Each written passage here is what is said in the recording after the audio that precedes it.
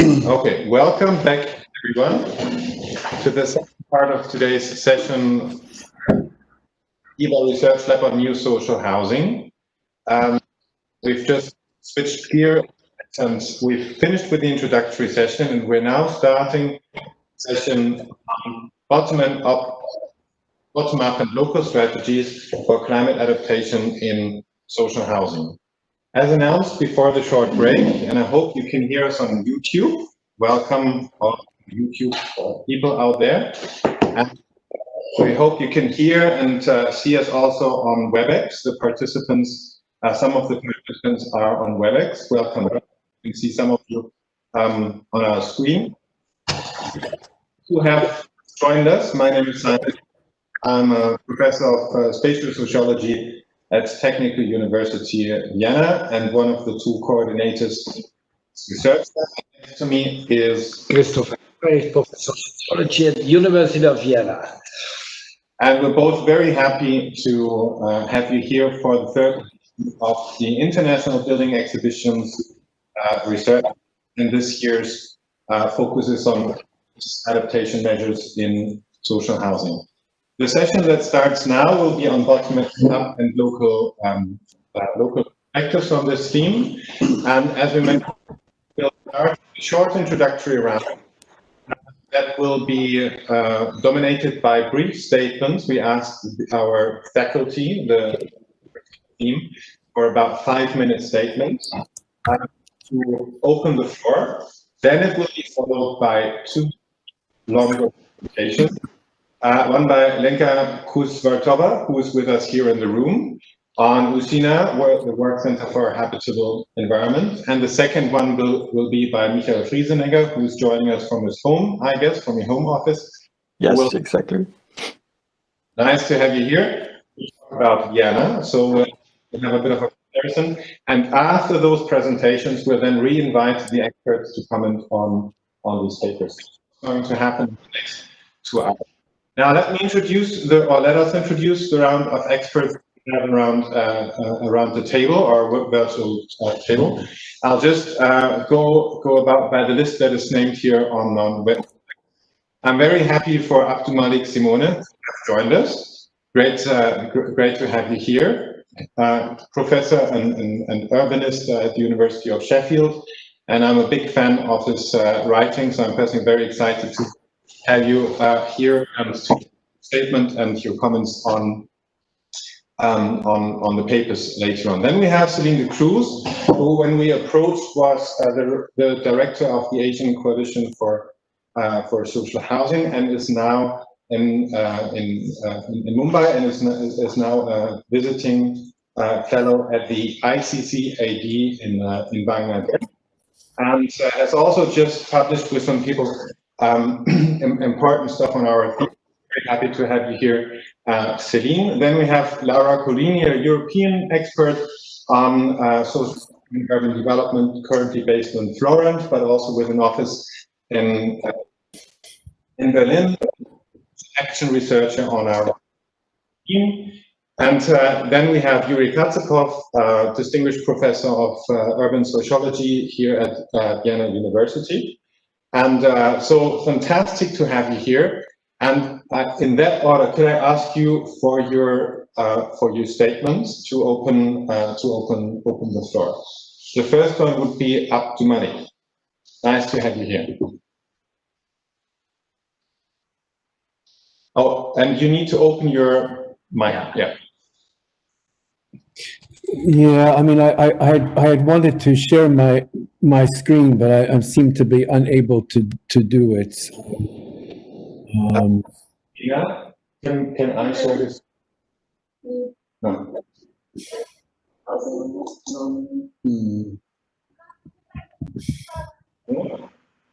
No. Oh, that's that.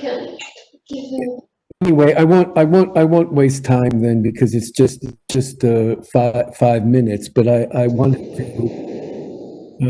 to say a few things about some issues about what the bottom up entails in, I mean, particularly the social housing situations that I deal with are very different from those in Vienna and Sao Paulo. And one of the Able to share your screen. We've just changed her as a host. So if you have on the bottom, if you have a button, share. yeah. And if you click on this, we should be able to see your screen. No, it doesn't work. It doesn't work. It has something to do with the setup. So I won't waste time. Okay. What I wanted to interrogate a bit in terms of notions of bottom up is what revisiting what the social means within situations of social housing. And for me, the social is largely a kind of economic matter of combining whatever is at hand, whether the elements seem to go together or not. And the combinations that take place are not the products of prescribed formulas. They're not pieces of a puzzle. They're not pre-designed to fit with others. Rather, within social housing context, within primarily Jakarta, where I work, but also in Delhi and in Mumbai to a certain extent, that these kinds of combinations as the social reflect various expenditures of effort, of an often inexplicable affording of interest and enthusiasm and patience on the part of individual groups to processes and events that they don't really always fully understand or even oftentimes view as relevant to them. So what this means then is that things like gardens and recreation, work and domesticity and marketing don't necessarily take place in the places where one would expect to find them. And they're often not managed in contractual ways or according to readily discernible kinds of organizations. That they emanate from particular kinds of efforts that residents make to try to find ways to articulate themselves to each other and bring to the table, that is the context of social housing, the kinds of diverse resources, connections, materials that they have, and find ways to put them together. And it oftentimes doesn't make apparent sense. It oftentimes doesn't look right. But in some sense, this is what the social is in terms of social housing situations. And then with all of the purported concern for public space and the realization of active publics within a social housing context can largely be found in these seemingly haphazard, incomplete, and strewn out arrangements of materials and things and resources and bodies of which then the social housing situation contains. And this kind of environment provides a kind of visible rendering to residents of what things are and what people have to deal with in sustaining a kind of viable residency. And so in some sense then residents may be committed to specific understandings and practices, authorities, and ways of living. That is, in terms of grassroots organizations, saving organizations, collective management.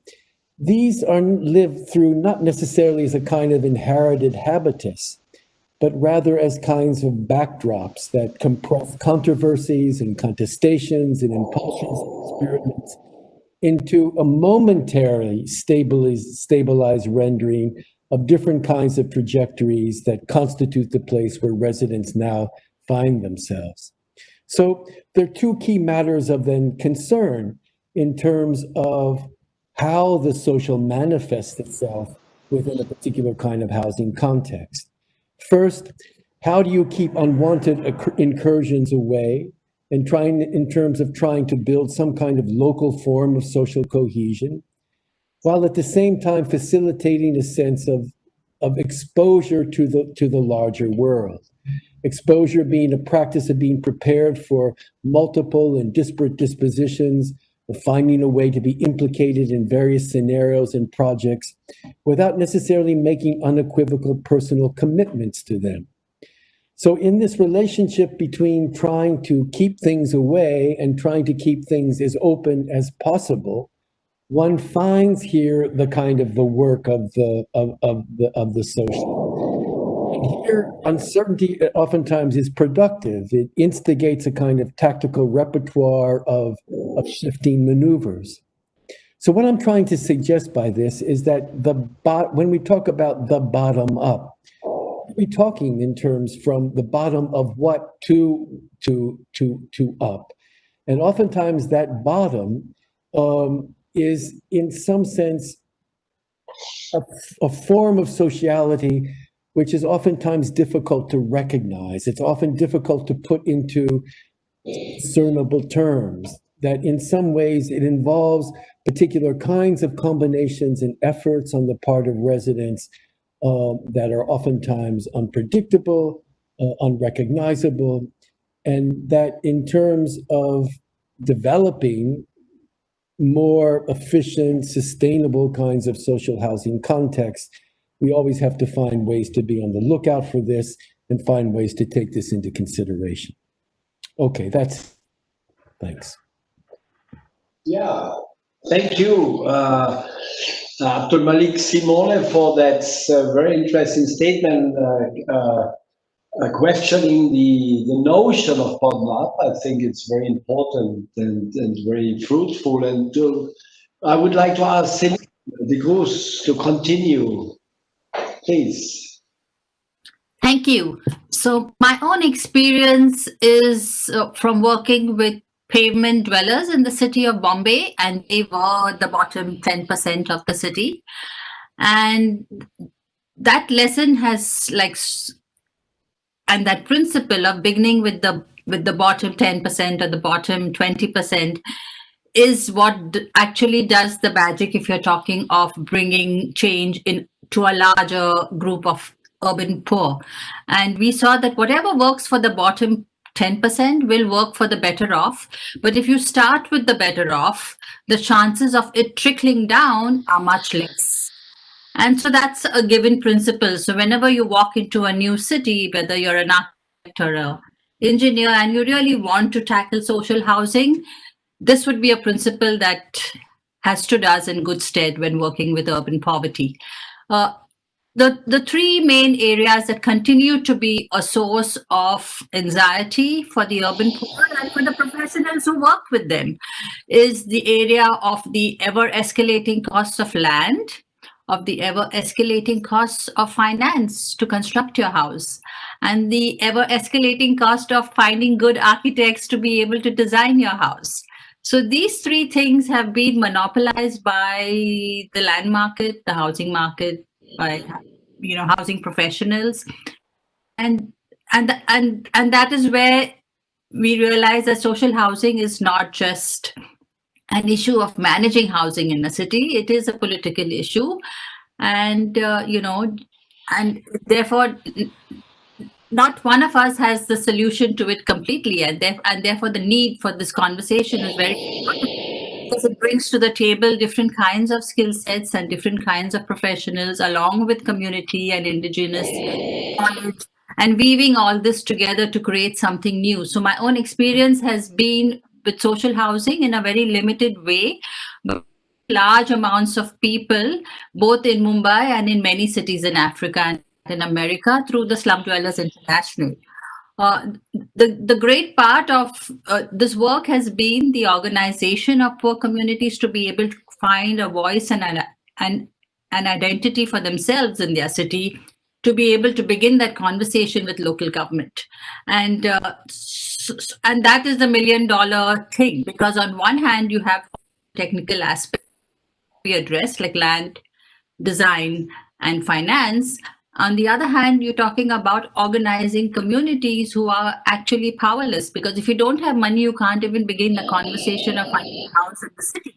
So your numbers becomes your critical mass, and that is what allows you to then begin your negotiations. And along with that, so the organization has important fundamentals and two tools that they use for organizing, and one is information, and the other is money. So even if you're a daily worker on a construction site earning very little money, the whole idea of the federation has been to encourage communities to save, because the discipline of collecting small money, taking small loans, repaying them is what builds that credibility that banks need when they're ready to negotiate with you for larger housing loans. So while all this is important, we are now entering a new phase of social housing and a new understanding. And professionals like us are not climate change experts. We don't understand the science of climate change, but we are beginning to realize that just doing slum upgrading in a few slums in the city is not really going to help the city as a whole. And so what does the city and communities of the poor need to learn? And when I'm talking of cities and communities, I'm talking about cities in the global south, where 50-60% of our population live in poor communities. They live in informal situations with very bad basic infrastructure, with no security of tenure. They can be evicted anytime. And in that kind of a precarious situation, how do you begin to start this conversation? And I think the whole climate change conversation, therefore, needs to be demystified in a way that poor communities understand. It's very hard for me to talk of climate change in a local language, but you can relate to it through issues like the regular floods that they face.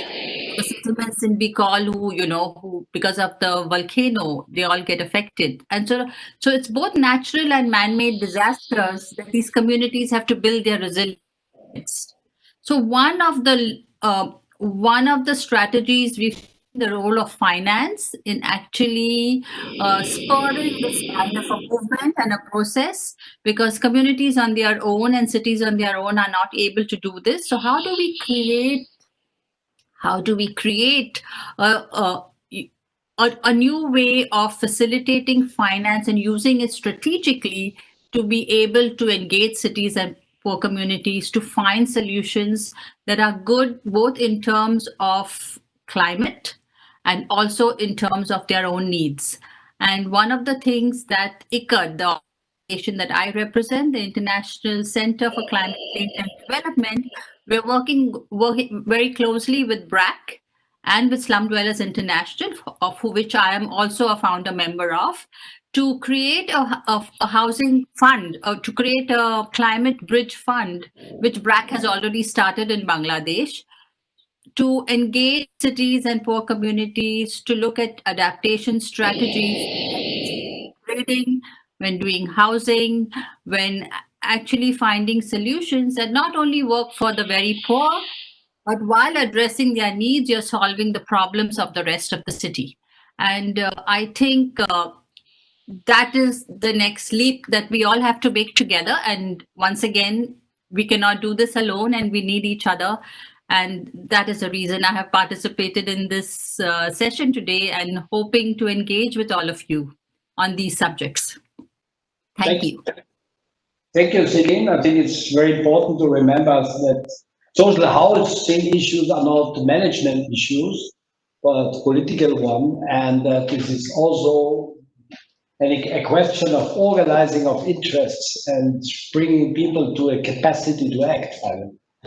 Thank you. Laura, please, Laura Kulini. Hello, hi everyone. Thank you, first of all, to inviting me here.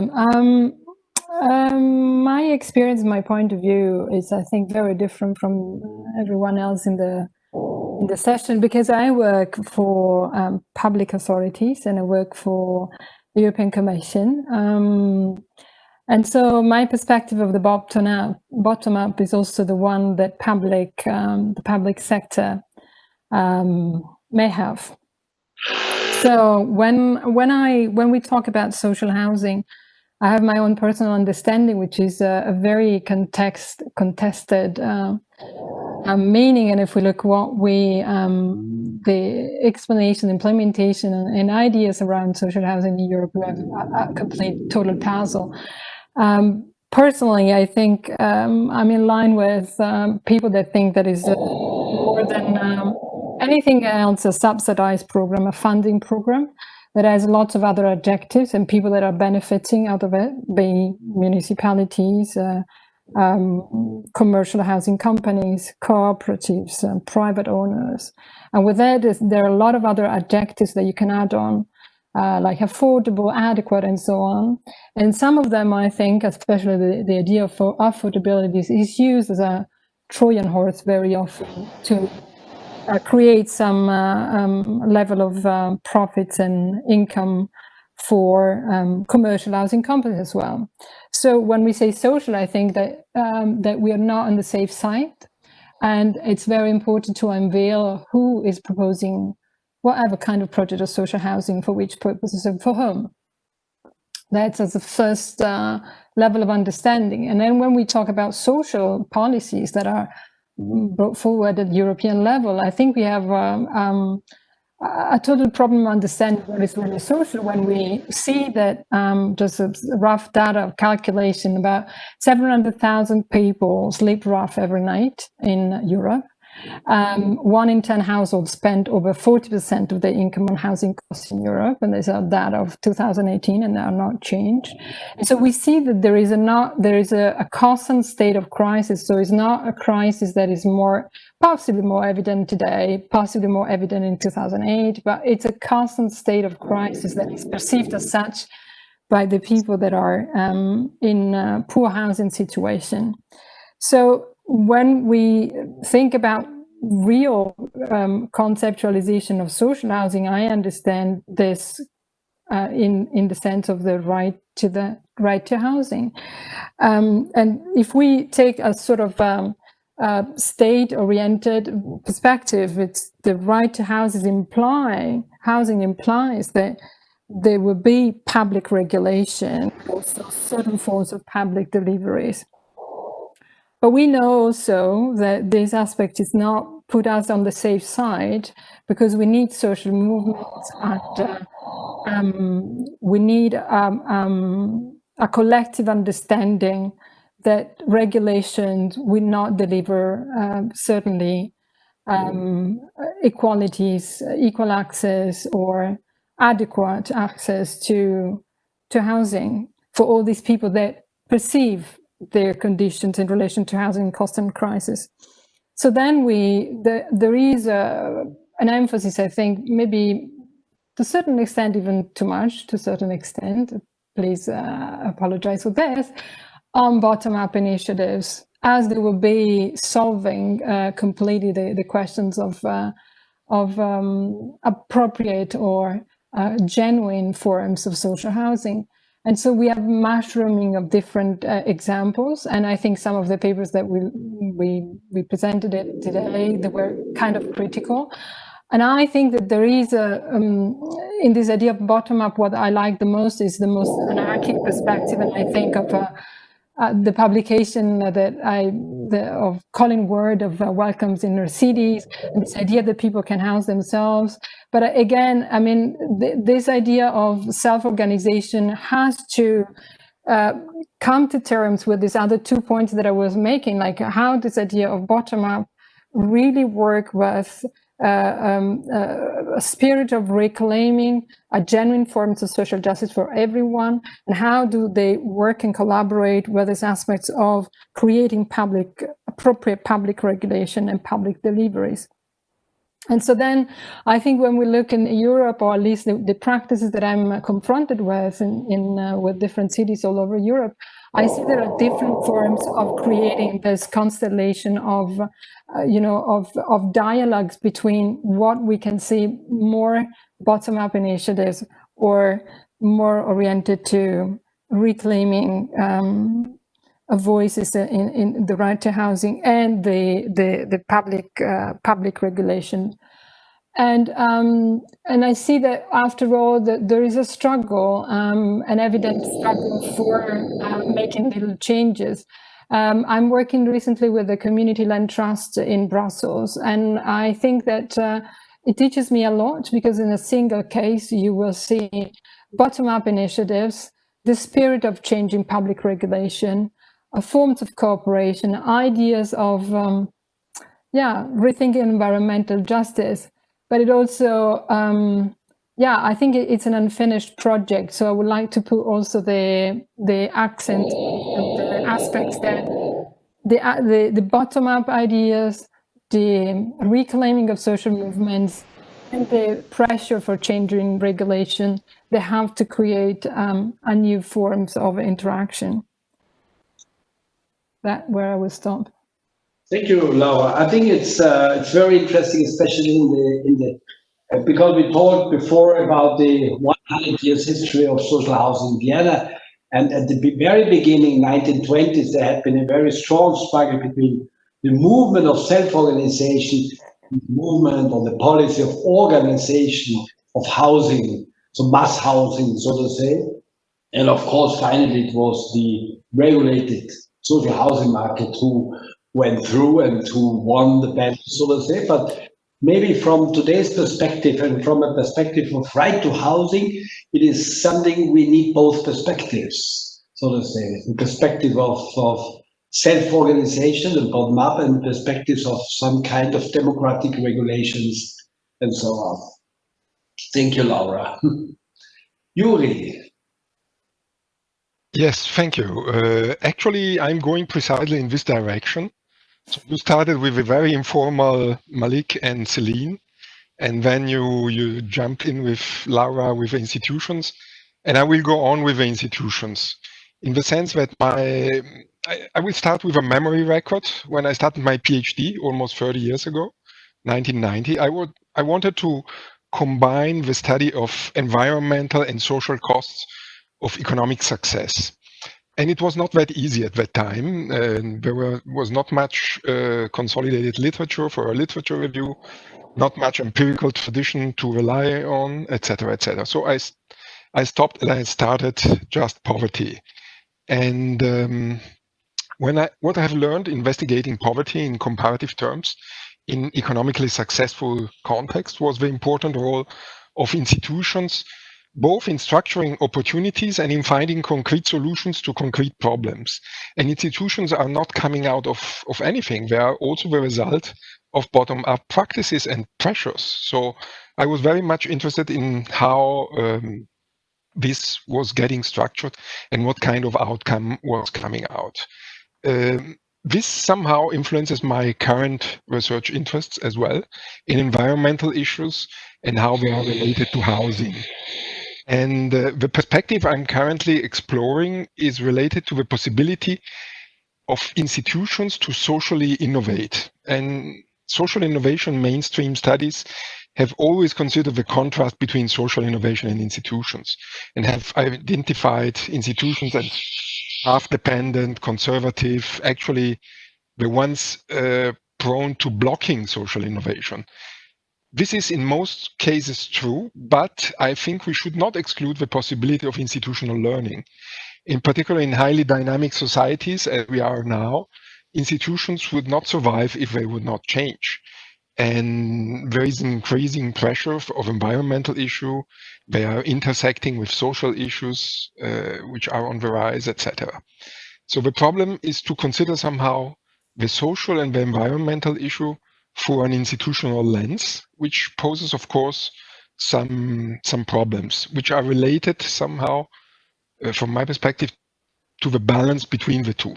And we have to answer, of course, a lot of questions. Who pays, who decides, what kind of inequalities are emerging? And I would like to share, work out this time. It will,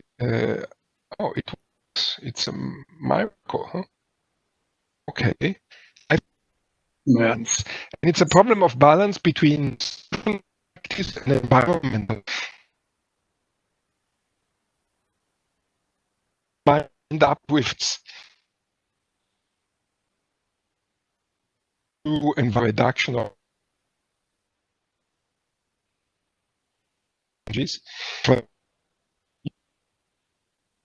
social negative substance effect, increase segregation,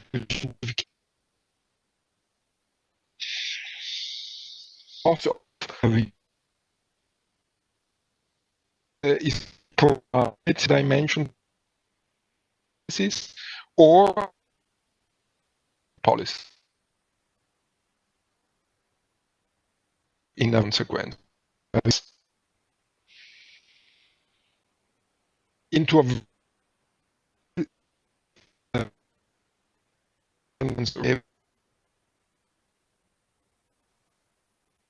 bottom up might have state.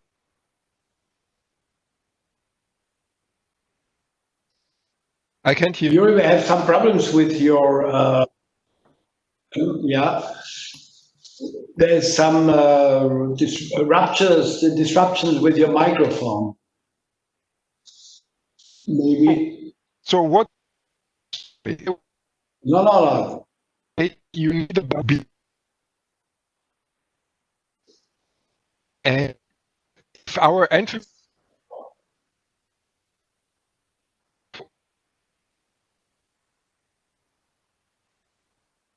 when so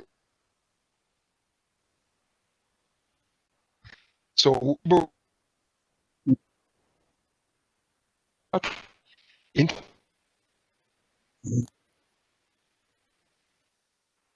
would be and understand how long linked as and connect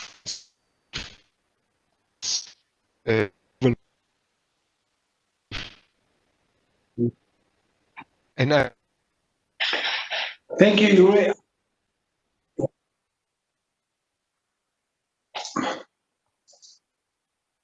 out. Yeah, I think we had at the very end. Yeah, thank you very much. We had at the end some problems understanding you because the microphone was a bit destabilized. But I think what is interesting is indeed that we have sometimes a conservative understanding of institutions. So institutions in the meaning of something which is completely deconnected from social acting, and the interesting thing is you're mentioning is that finally past dependency, so to say, or institution building and social innovation is in some way interconnected. But what is especially interesting in the context of our COVID-19 crisis, that the COVID-19 crisis maybe had been some kind of context where this institutional learning had been facilitated, so to say, because routines and institutions are producing routines. These routines we do not question in our everyday life have been disrupted. So institutions had to adapt and had to find new solutions, and especially all in housing, we could observe that. And maybe this is something we will continue to discuss this afternoon and tomorrow. Thank you very much, all of you, Abdullah Malik, Celine, Laura, and Yuri, for your comments. And I don't know I think we should jump directly to the papers and to have at the end a common debate. Oh, okay. Isn't there Roberta? Yes, sorry for Roberta for having not seen you earlier. Roberta is another member of the faculty and professor for sustainable development. Oh, that's right. She's here. In Oslo. I did not mention you, Roberta, in the introduction. Sorry. She's commenting with a statement tomorrow morning. But as we are very happy to have you here already this afternoon, Roberta, do you want to comment? Thank you. Yes, I hear you. I'm here. Okay, you want to use the occasion already to say something now, or should we wait until tomorrow morning? It would be great. Quick. No, I can wait. I can wait tomorrow. Don't worry. Yes, I'm collecting information to give a presentation for tomorrow. Okay, so but later maybe you want to join the discussion later on. So we'll move to Lenka's case study, and I think we have now quite a few ideas for conceptual lenses to look at the case study. Quite a few things to discuss. And but now let's hear the example. Do you want to come up here? Can you hear this microphone here well? Can you hear me well? Yes, perfect. Yes, very good. Lenka, if you speak up. Yes, I will. I will try. And you please on your side and you now here. Thank you. So hi, I'm very happy to be part of this event. My name is Lenka Gužbertová, and for some time I was part of Arnika Citizen Support Center, from where another two colleagues will speak tomorrow. And I'm employee of Faculty of Architecture of Czech Technical University in Prague. And today I would like to present the work of Usina, which is architectural lab from Sao Paulo, Brazil. I was traveling to follow their work during 4 years, from 2013 to 2016. And I was really interested in their work because they are opposing the official social housing program, the governmental program, which is called Minha Casa Minha Vida, and they try to do also or to produce city space in different manner than capitalist society does. And so they try to make this habitable city space, because the full title of their lab is Work Center for a Habitable Environment. And I liked that in the film, which was shown just before, was mentioned social sustainability, because they work with this concept, even they don't really speak about it in these words. They put together this focus or this let's say focus on participation of the poor people on designing social housing. They try to support like collectivity, community, and they also try to create some city space which will be inclusive, and they also they care for the space to be also good in the terms of adaptation and mitigation, in the terms of the climate crisis. So I will start with just like brief introduction about Brazilian situation with housing. Now I have some problem with presentation, but anyway, the housing shortage has been a part of Brazilian reality already for many decades, and it has especially manifested in the biggest Brazilian city, Sao Paulo. And this lack of housing has persisted in a scale comparable to the interwar housing crisis in Europe. And as a result, probably most of you have heard about Brazilian slums called favelas, which occurred in the Sao Paulo from 1940s on as a side effect on an inflow of foreign capital to the country and construction of large factories in the major cities. It is important to note that the situation of the poor worsened severely during the military dictatorship between 1964 and 1985, when problems of the low-income households were ignored by the government. As a response to this fact, housing movements started to form at the end of the 1970s with the goal to put forward poor housing conditions of growing part of the society. Here you can see, one of the land invasions which took part in end of the 1970s and 1980s. In cooperation, these movement, they were cooperating with socially engaged architects and other professionals, and they gradually developed a method of housing production which was focused on the needs of the future users and which encouraged collectivity. They were inspired in Uruguay, where housing cooperatives produced a considerable part of housing and local public services during 1916 and onwards. This self-managed collective construction, this was called self-managed collective construction, and it was financed from local governments' budgets by pressure, of course. I mean, the movements made pressure to the governments to get some money for this largely self-help construction. And these constructions were administered by the communities of future users with the help of so-called technical auxiliary groups, asesorias técnicas, which were composed of architects, city planners, lawyers, sociologists, social workers, etc.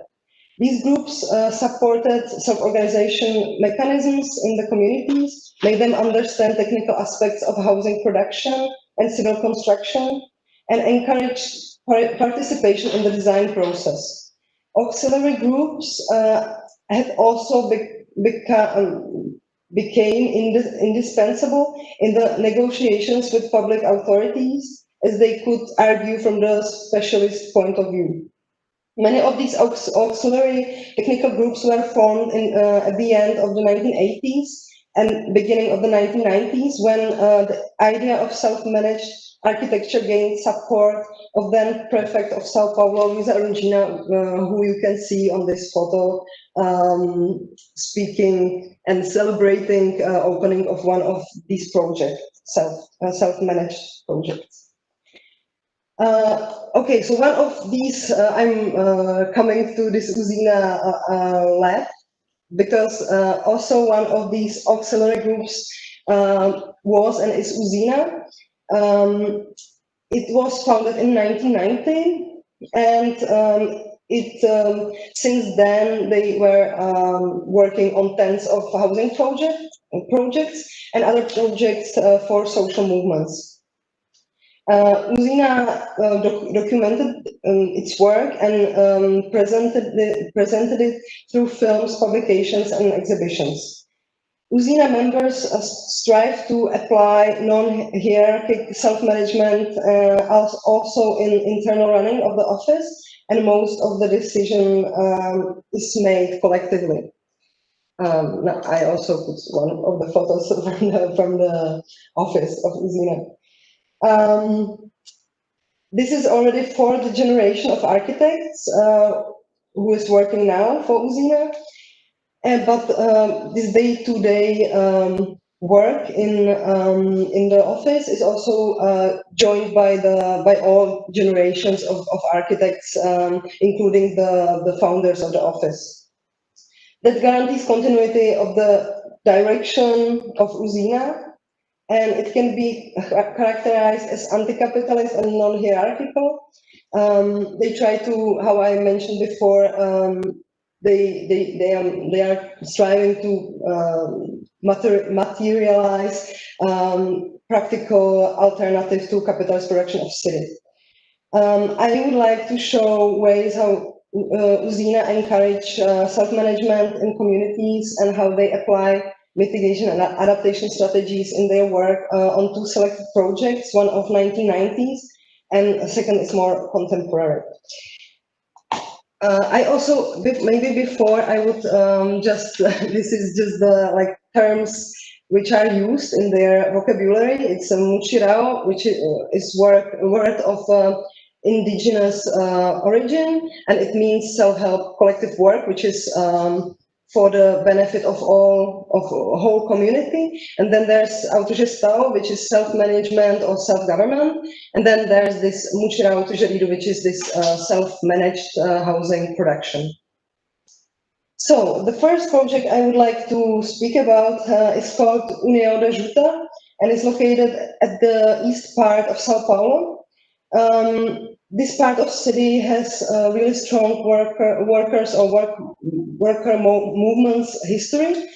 The site where the project stands is a part of larger plot where different social housing projects for 3,000 families are placed. And authorities were pushed to declare it a zone dedicated to social housing by two massive land occupations in 1988 and 1990. União da Juta, the project, is comprised of 24-floor apartment buildings for 160 families. And there's also a community center, which was used during the construction as a center for the people who were working on the site. And it became later kindergarten with capacity of 60 children. And there is also library room for educational activities, chapel, and there were also community bakery where locals were working. So Usina took part in the process between 1994 and 1997 in cooperation with the landless movement, which is called Movimento Sem Terra Leste. It was very important that the future inhabitants were pre-organized in so-called basic ecclesial communities, which is form of organization which was used in Latin America, and it's based on liberation theology, and also that they were pre-organized in the housing movement. It eased participation, or it made participation possible, or more likely, in the design process, and also pressure to it helped with pressure to the local politicians and self-management of construction. For Usina, it was important to make architecture understandable, to invent some methods how laymen can influence process of architectural designing, which is otherwise a little bit esoteric for us laymen who do not understand architectural methods. So on the first meetings there were organized some discussions about photos on which there were different types of housing, of different types of neighborhoods, and they asked the families what good and bad experiences they have from the places they were living before. And also they were speaking a lot about collective equipment of the neighborhood. From this starting point, Usina then took primary guidelines for the project. After some experimenting, they also started to use models, which were better than plans, because to plans many people didn't understand. So they even did life-size models for people to be able to imagine the space of the flat. So the question was not how should it look like, but how will it be used? And families were asked to furnish model flats and comment on how they would use and divide the space. And as a result, there were 3 types of flats, or there are 3 types of flats,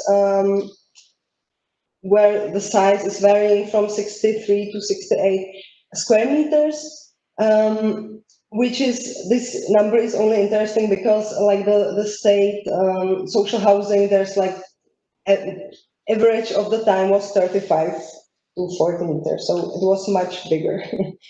And the architects also promoted the idea of connecting kitchen and living room during the participation process. And for architects, it was important that the families have their privacy, so there would be no window to window facing.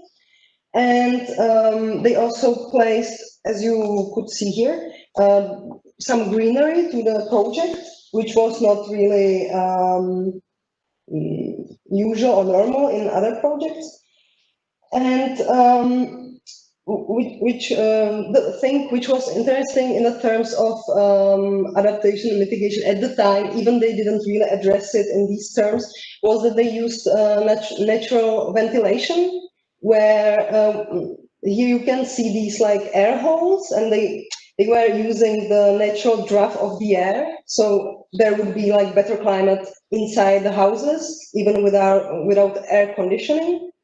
And they were also really focused when they were designing the flats that there would be natural light on all rooms, so they don't need to use electrical light.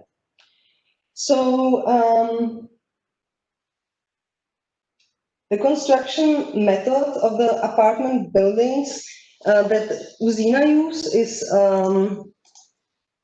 here you can see the community center, just very easy construction, as it was built first on the plot, because people started to be nervous that the government doesn't send them first installment of the financing. So they just came to the site and started to build this community center and the place where they could meet and discuss, which is something very, let's say, common, and it was mentioned also before, that people just use what's on at hand, and they try to fulfill their needs by what is at hand.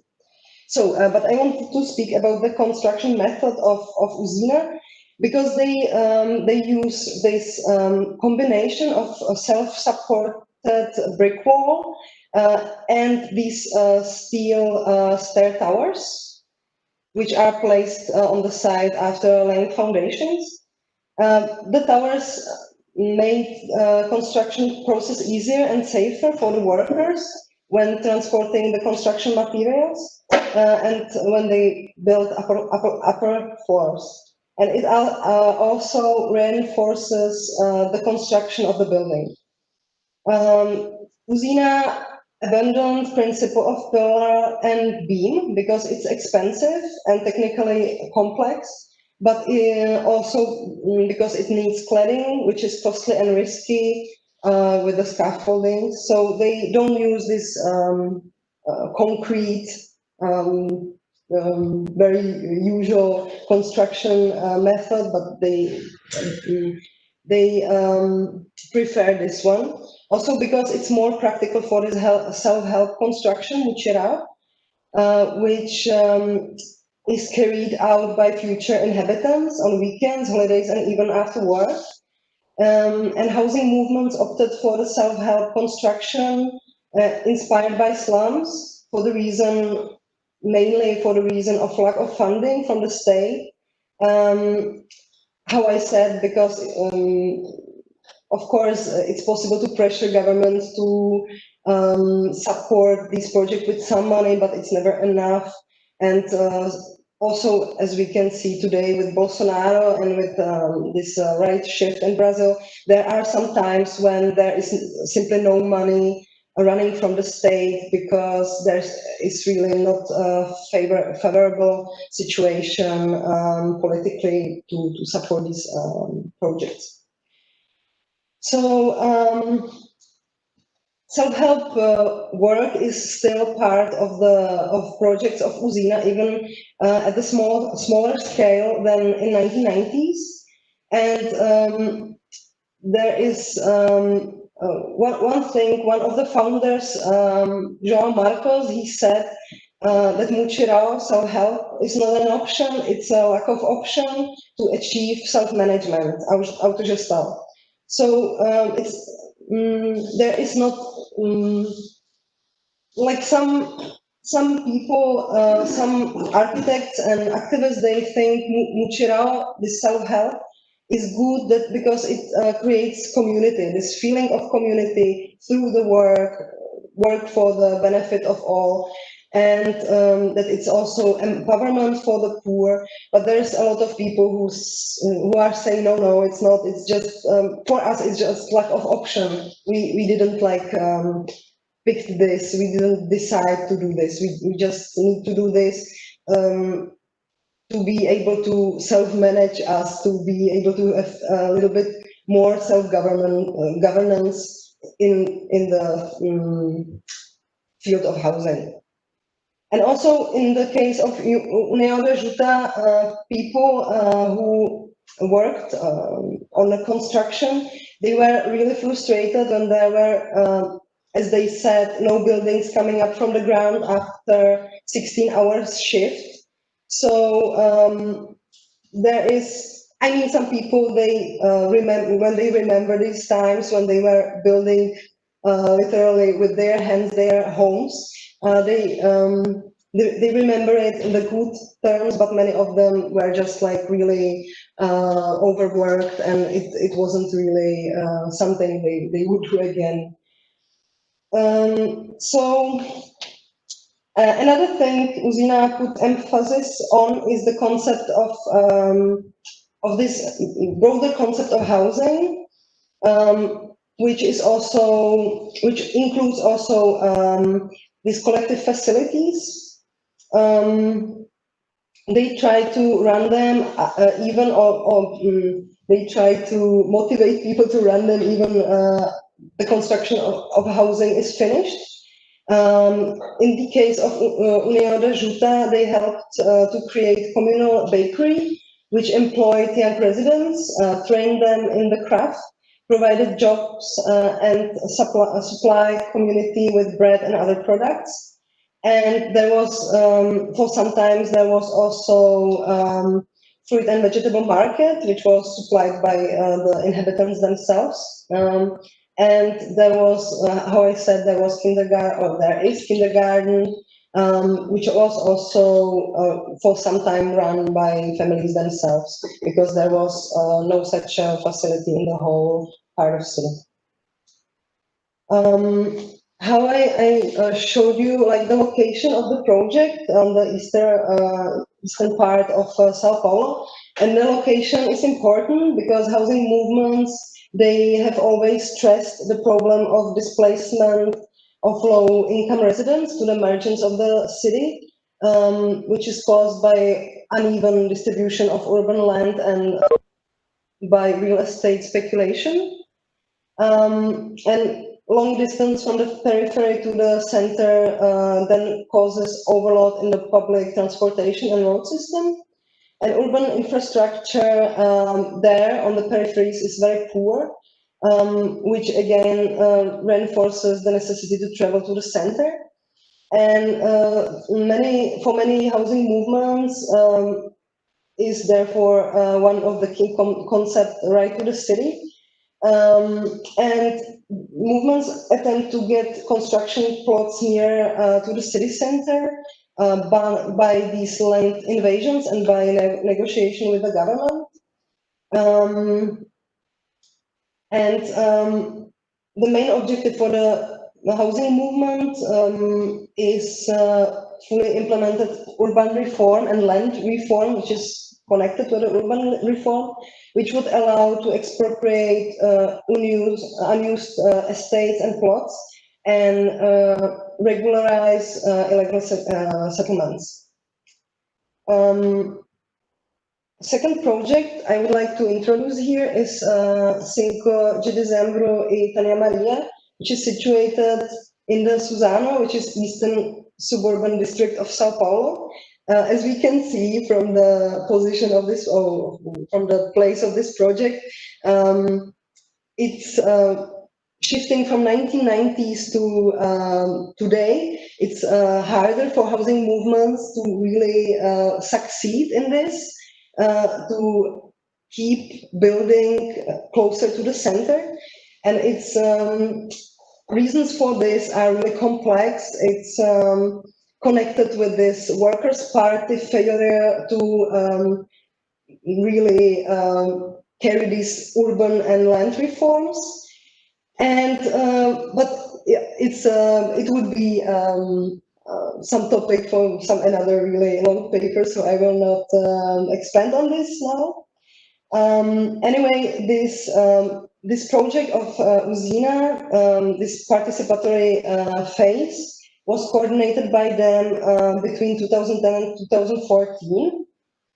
I will speak a little bit more about the process because I was following a big part of it. And so here you can see again this conversation, looking at the photos of different housing projects, different possibilities how to build housing. I think Eva Lisa on this photo, she's commenting on some Uruguayan housing cooperative building. And for Uzina, it's really important, this lived-in experience of people. So this phase took about 2 or 3 sessions. And then they got some idea about how flat would be, how big would be the flat, because there would be some limitations like size of the plot, and also these ideas how to orient the buildings. So they had architects, they had more or less the size of the apartment, and then they asked people to furnish it, and it was not model this time, it was this printed layout of the flat and on the metal desk, and then magnets in the form of furniture and fittings, and families were asked to furnish the apartments and speak about it. And also there was for the comparison the flat of the size of the state housing program, which would be much smaller, and the families could see that they wouldn't fit much furniture or much things in the state housing flat. So subsequently, a discussion on common neighborhood spaces and facilities was initiated. And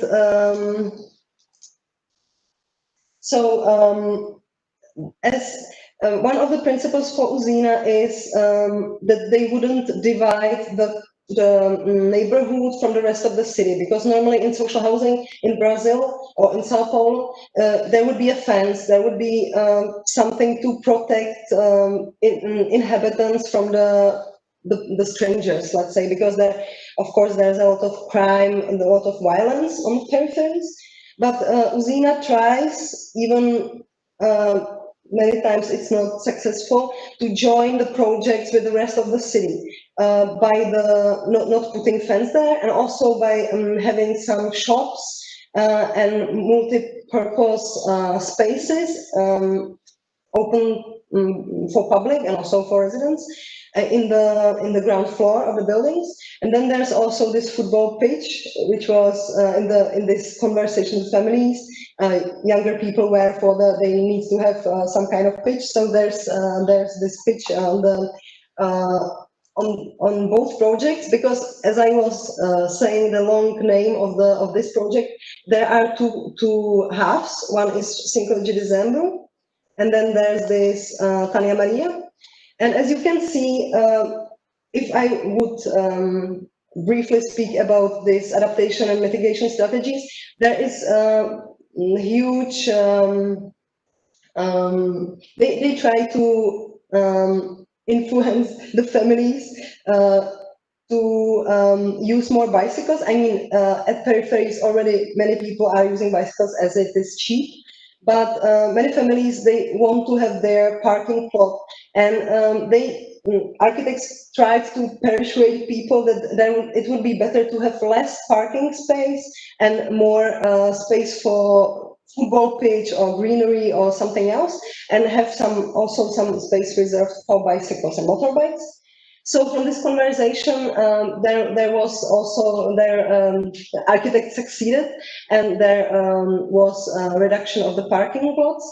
And so there's some greenery at the quarter, and then they also projected some greenery on the roofs. They also wanted to place some solar panels on the roofs, and there is also capturing of the water to the water tanks in the roofs, which is something which is really usual in the slums and also in the single-family houses. And another thing, I just to finish it, not to make it too long. They joined these two elements like social and ecological sustainability, which is something I still think it's really interesting on this these projects and their work. But there were a lot of questions, and there stays a lot of questions for me. Like, for example, this participative process, how make it really effective, and how make it that people really understand architectural designing and can make some decisions really, and not how to make it that the architects are really listening sometimes. I don't know, like this is something I still I'm not sure about. And I'm also really interested in this engaged position of architects, because from 1960s there were many generations. I mean, there are a couple generation of engaged architects. So for me, it's really interesting also how different engaged positions are similar or different. So. Just to finish my presentation, for me, this was really interesting because of course, the cultural difference, to see how to make how different situation of social housing can be on the different place, how this brings a lot of different questions and problems, and also it was really interesting for me to see which things could be also maybe brought back to Czech Republic to discuss mostly of this engaged position of an architect today in our context. Thank you very much. Thank you, Lenka.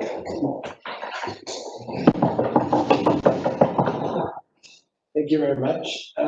Yeah, should we make we continue. That we go straight to Michael. Yes. That we have the discussion later on compared about both present. That might make a good contrast. Michael, are you there? Are you with us? Yes, I'm with you. And I try to share my screen with you, but I'm not sharing my video with you because I think it's not good for the connection. So here you go. Let's see if it works. Ah, yeah. Do you see? Yes. Okay, great. So, yes, also hello to everyone from my side. I'm Michael Friesenecker, and as already introduced, I work at the University of Vienna, Department for Sociology, and I'm also a PhD student at the Geography Department of the University of Vienna. And I will talk today about, I think I touch upon many things that have been brought into introduction. I will talk about the recent trends in Vienna's social housing or housing approach, to be more, and what I try to link is local policies, the design of infrastructure and houses with participation and what I call modes of living. And first of all, I need to give Roberta Cucca some credits, because I initially drafted the first chapter for a book on environmental justice with her, and I tried to tweak this paper more into the direction of modes of living, which I'm not sure if it worked out, but you will see. Anyway, what I tried to do is to compare two exemplary cases. One is a co-housing project, a self-organized, co-planned housing development in Vienna, and another one is a large-scale social housing top-down planned model. I will go into depth more a bit more later. And I will explore these two examples with a notion of environmental justice, mostly on the procedural participation elements and the distributional in terms of housing access. So just to give a brief background, I mean, environmental justice focused initially largely on the social distribution of residents and harmful environmental not amenities, but infrastructure like pollution, bad air quality, less green space provision in deprived areas. But recently it turned more towards focusing on the access to beneficial green infrastructure, also associated with more green space, like for climate space adaptation, for instance, or other green infrastructure. So within this literature, there has been like two streams, and one is like in relation to social inequality, and one is green or ecological gentrification. And it basically investigates the inequality effects of greening initiatives. So by bringing in new green spaces or other blue infrastructure like waterfront development, and how this rather drives housing prices in the surrounding neighborhoods and therefore displaces people of lower status. And the second stream is like the self-segregation of affluent groups into eco-districts or eco-projects. And in this literature, one focus was on co-housing, or is on co-housing, and kind of already show criticalities that in these projects rather better educated or middle class households reside and plan their projects for their uses. And what we missed a bit in the studies was the understudied role of municipal authorities in shaping like social justice or socio-spatial justice. And what I like to explore more is how these planning procedures or the design of the building shapes the environmentally modes of living to be or climate-friendly modes of living. So anyway, before I want to jump into the case studies a bit more deeply, I want to add a bit more on Vienna's housing approach. I mean, we heard already bits and pieces in the introduction, and I also think, I mean, there is a great legacy in public housing or in municipal housing, with, as we heard, over 60% living in social housing.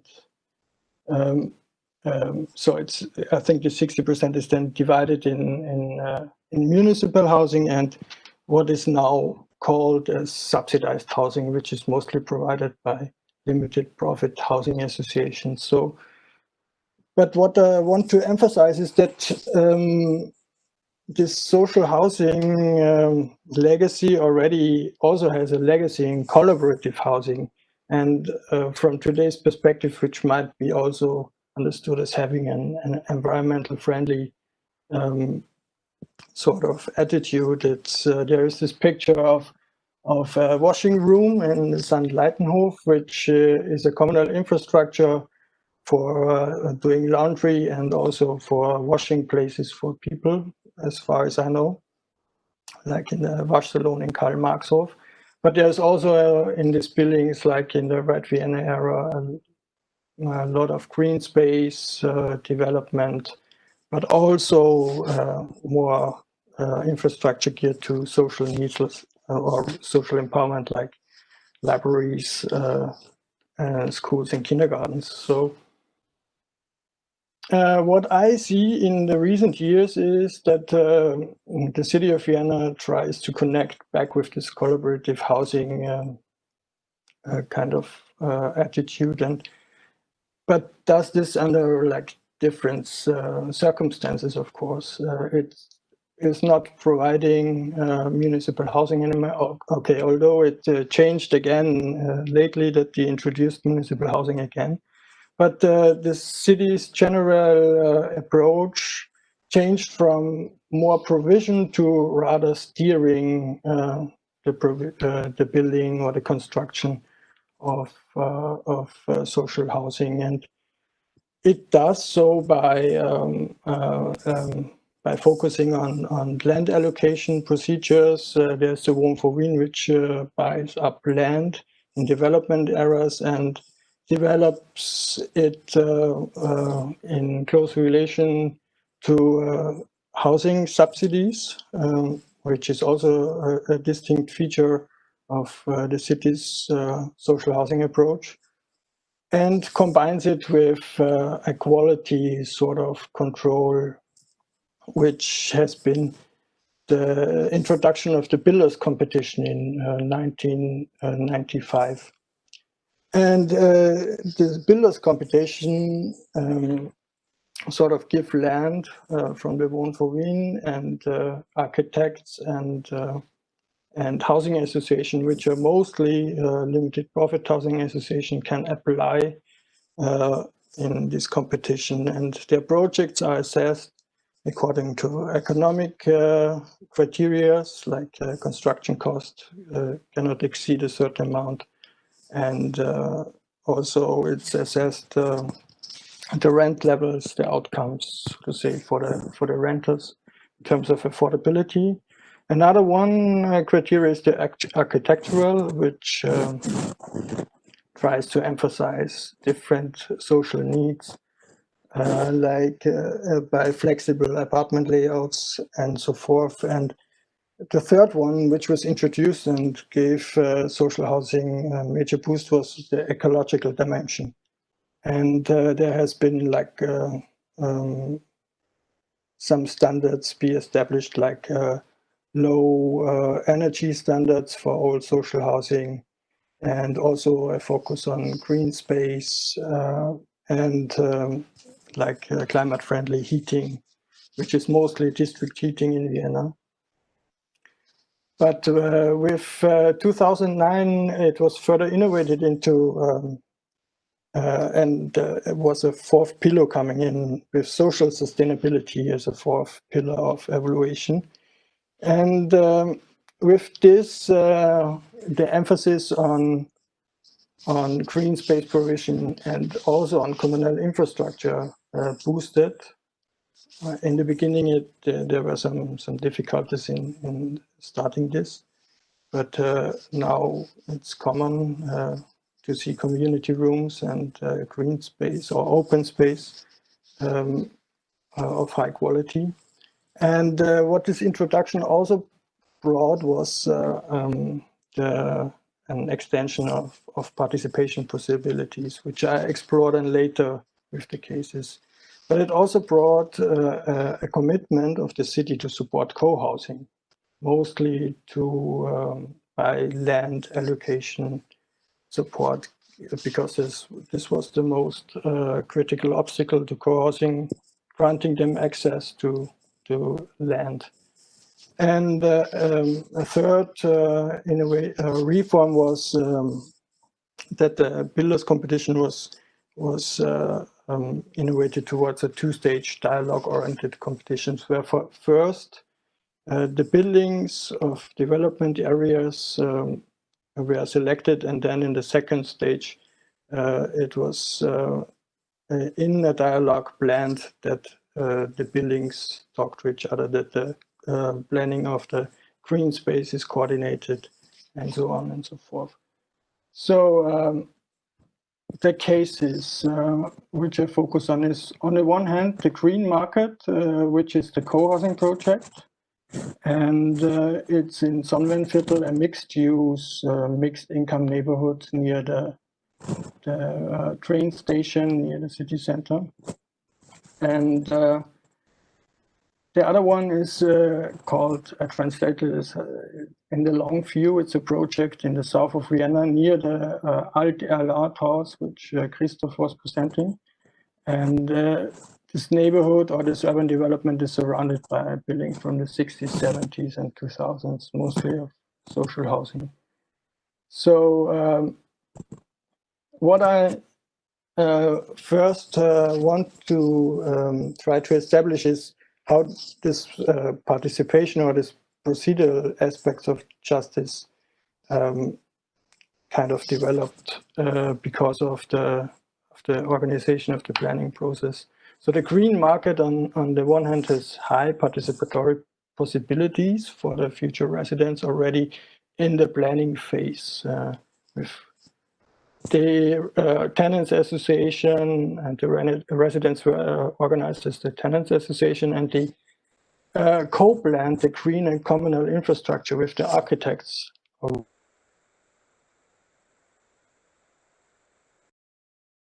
Scenarios into the infrastructure, into the community rooms, and also the terraces. Whereas in the long view, with this top-down planning approach of the builders competition, the architects and the housing association are planning the communal infrastructure, the location and the setting, and also the green space. And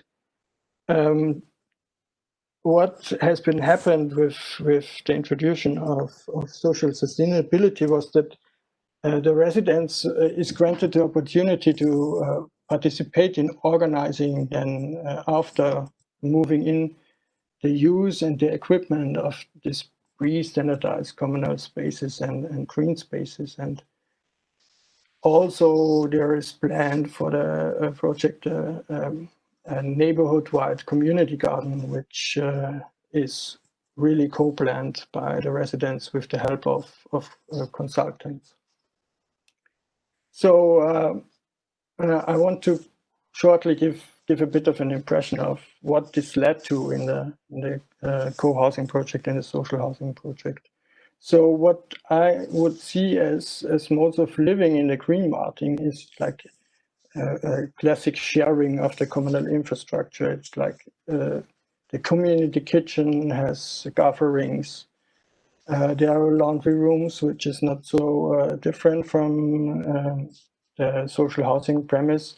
But for instance, the IT infrastructure was organized before already that no one has individual IT access, but rather it's a community investment and establishment. There is also bike and car sharing, much more happening than in the social housing premise. And there's the food corporation. And like in terms of living arrangements, in most of the people planned their individual apartments smaller to all the community infrastructure. So, and there's also an established, and there's room for reuse of swapping of everyday projects in a library, etc.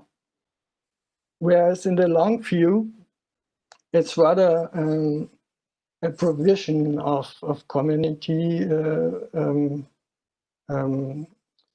community infrastructure and green infrastructure. So there is this provision of more affordable smart apartments, having a smaller, what the city called a compact ground floor, but being more affordable through reduced capital contributions.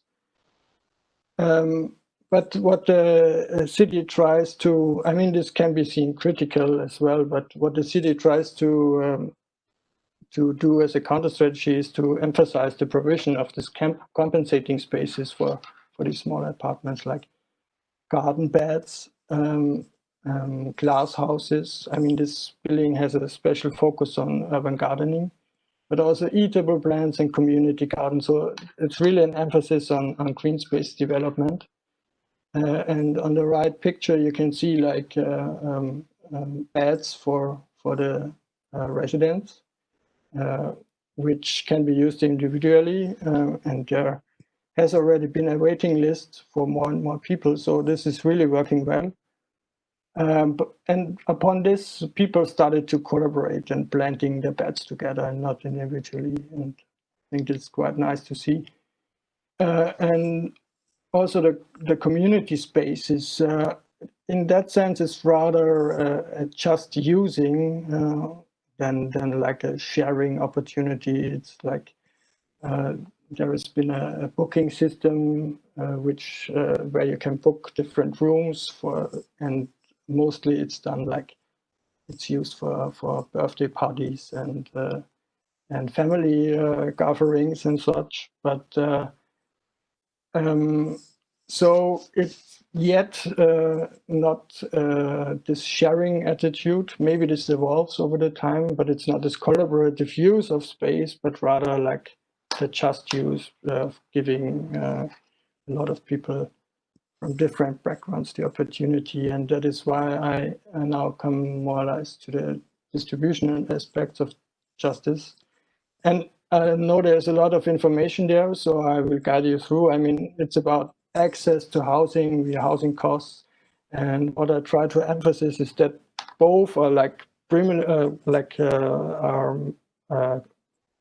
kind of organized similarly, because it's a limited profit housing association that builds, and they're regulated by law that they cannot exceed a certain amount of rent. It's like the cost rent, what it's called in Vienna. So it's not, it cannot exceed, it's not profit.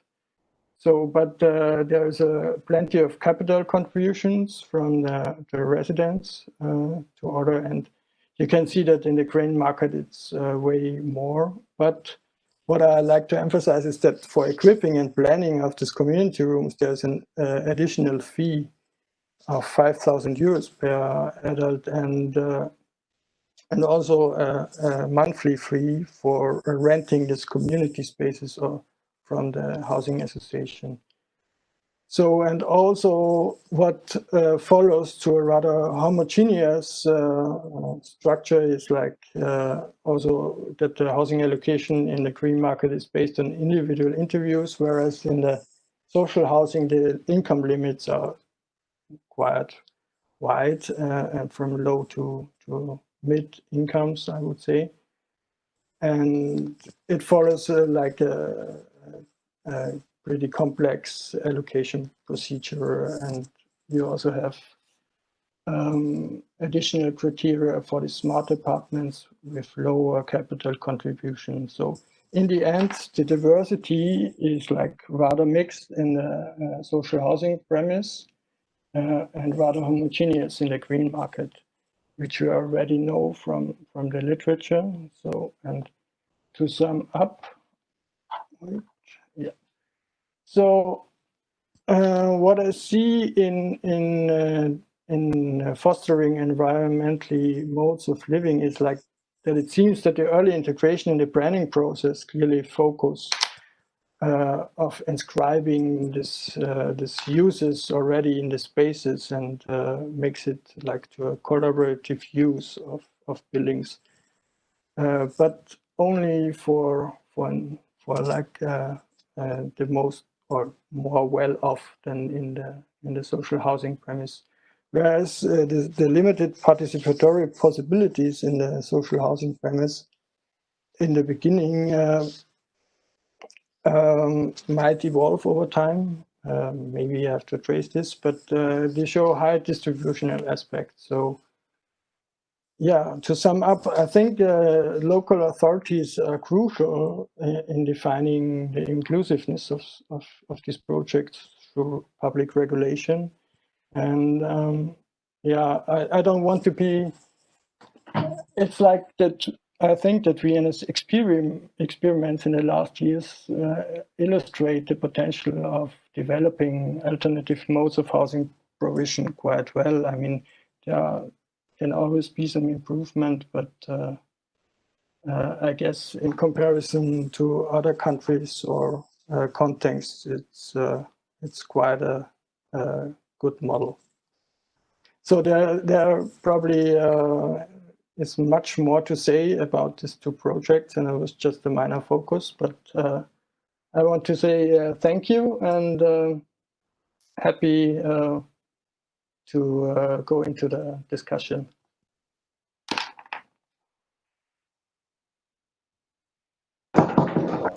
Stop sharing.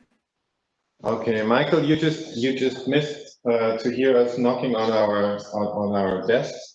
So Okay, thanks. thank you to Lenka and to Micha and Michael for your presentations. We'll now go straight into discussion. We'll have 20 more minutes for the session, and the session is about local / bottom-up approaches to climate adaptation.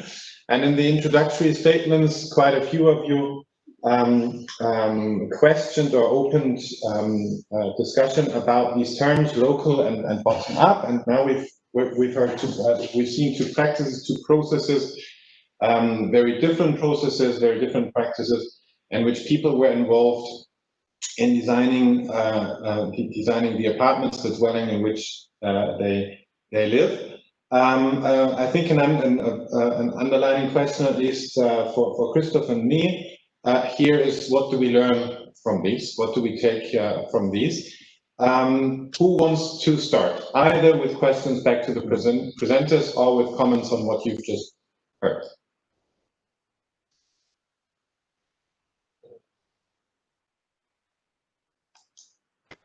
Maybe I can say something. I don't find the raise your hand option, but you can just in the chat box. Yeah, just go ahead.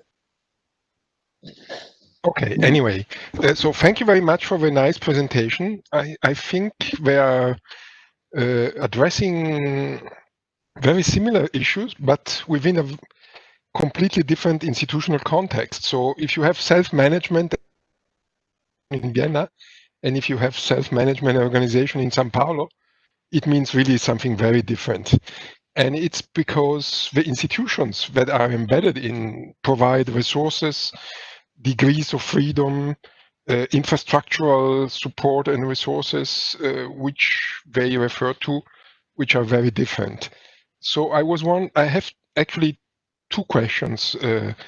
So who pays, who decides, and what are the consequences of the frame within which these actors self-organize? So it's a just outcome in both the case. What is the outreach? It's just the people involved in the very small projects they are involved in, which are happy to have access to these resources. Are there upscaling options, etc., etc.? So I was wondering, what's the impact of these projects on the justice issues? Okay, thank you, Yuri. These were actually three questions: who pays, who decides, and what's the impact? Let's collect a few more questions and then give the floor back to Michael and Lenka. Celine, Abdumalik, Laura?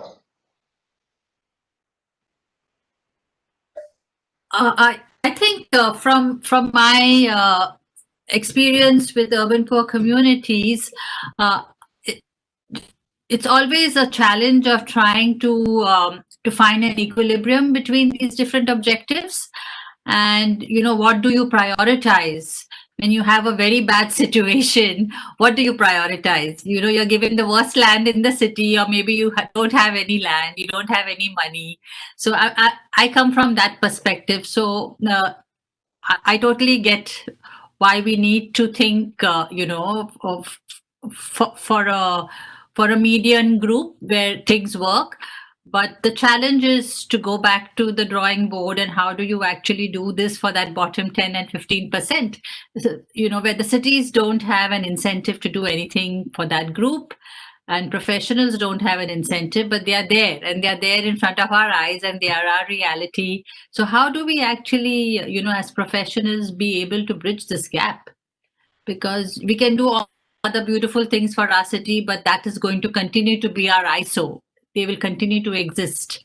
So how do we come to terms with this as middle class professionals? Thank you, Celine. Laura, Abdulmalik, anything to add? Yeah, Laura, you're raising hand. Yeah, no, I'm quite curious about the example of Brazil. So I'm not an expert on that area, absolutely not. But I was reading a paper that is online, was by a paper by Eurozine.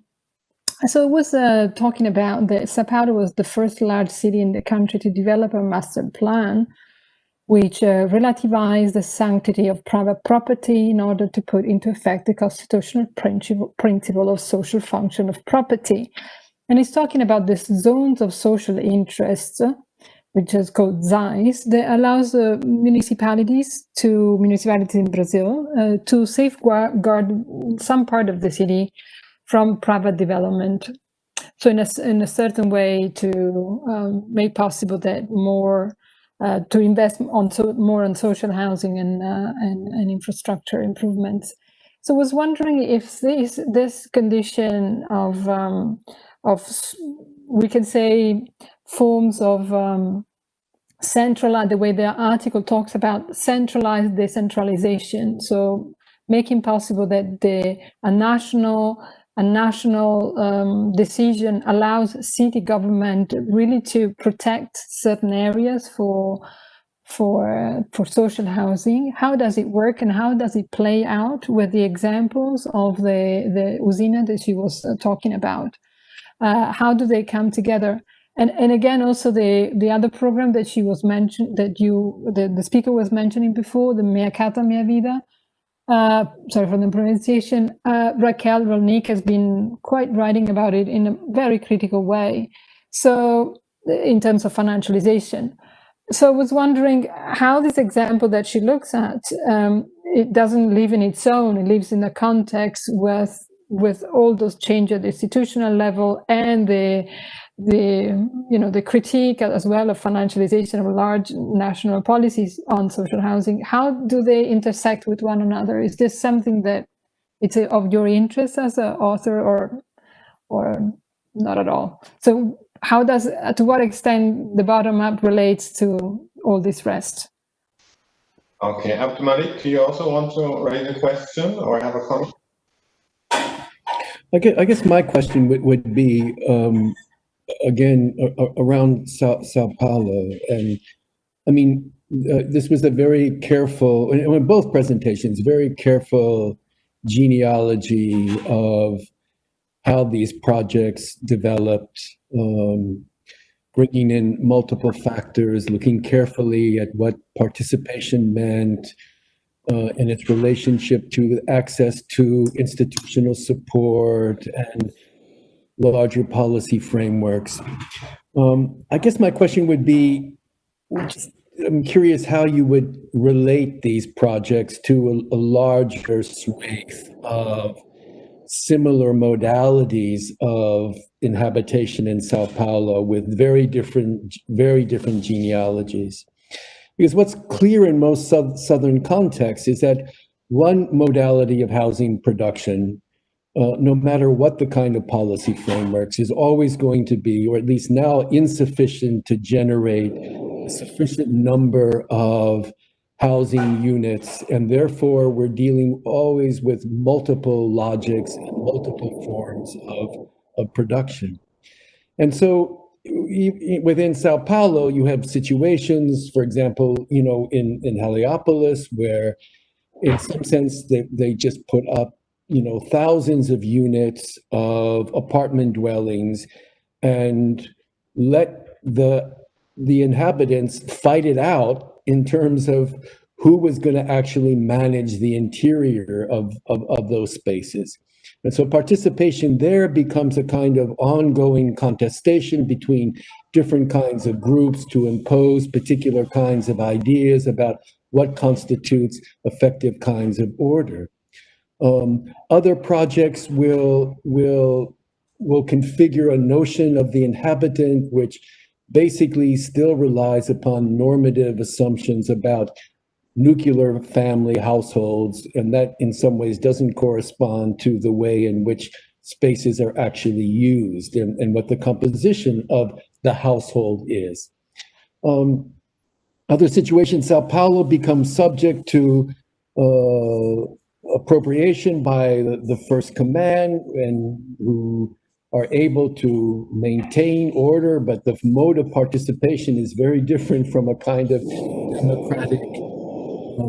So I guess what I'm asking is given that we are faced with a multiplicity of different modes of housing production, and therefore management, and therefore participation, and therefore social complexion, how you might then see the kind of interaction between the projects you're describing in Sao Paulo with the larger realm of things that oftentimes look the same in terms of the built environment, but actually operate in a very different way.